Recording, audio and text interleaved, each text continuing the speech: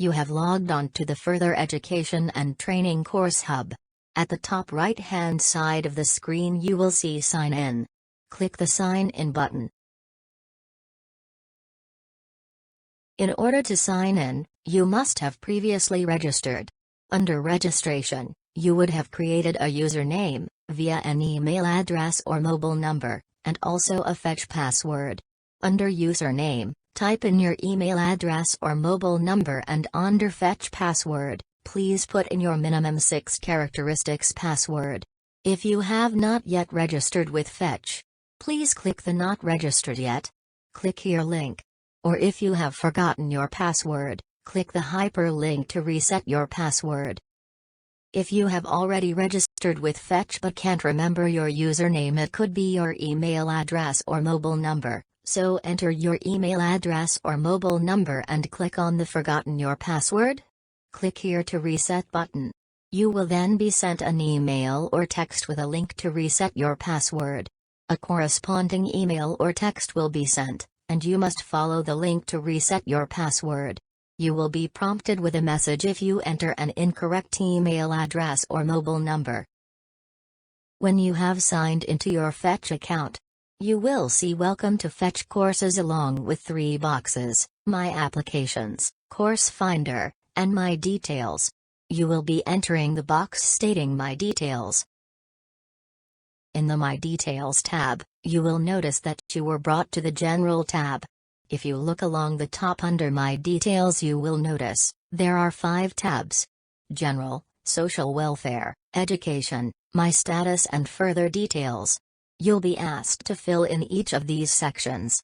You can do so by clicking Edit in the top right-hand corner and entering the details into the text boxes.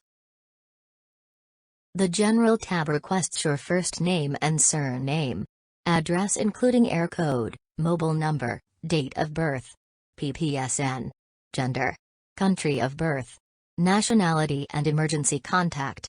For minors under the age of 18, parental guardian details are required. Please note before you move on to the next tab, it is mandatory to read the data protection statement for GDPR purposes. When you click the Data Protection Statement blue hyperlink, it will open a new page. You must scroll to the end of this page and click Accept. Then click Save and move to the next tab. The next tab is the Social Welfare tab. It asks questions such as, do you have a medical card? Are you in receipt of social welfare? It requests information for those who are outside of the Euro Economic Area. Remember to click Save before moving to the next tab. The purpose of these questions are for statistical purposes. However, some may have other effects. If you have a medical card, you may be exempt from exams fees.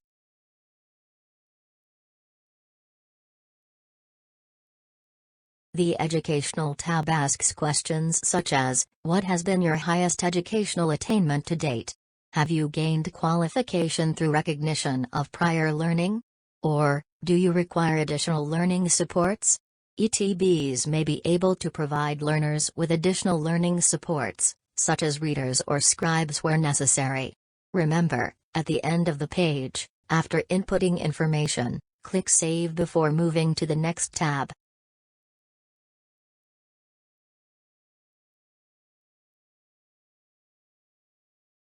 The My Status tab contains questions such as what was your employment status before undertaking the course, or what is your last or current job? Remember to click Save before moving to the next tab. The Further Details tab only requires completion when an applicant commences the course. But if you wish to complete this, you can re-enter your password and click Authenticate.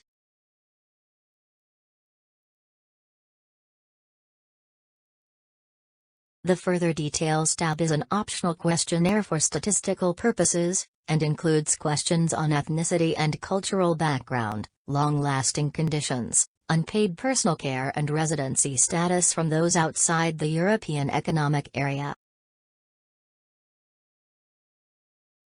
You may ask why there are so many questions in this section.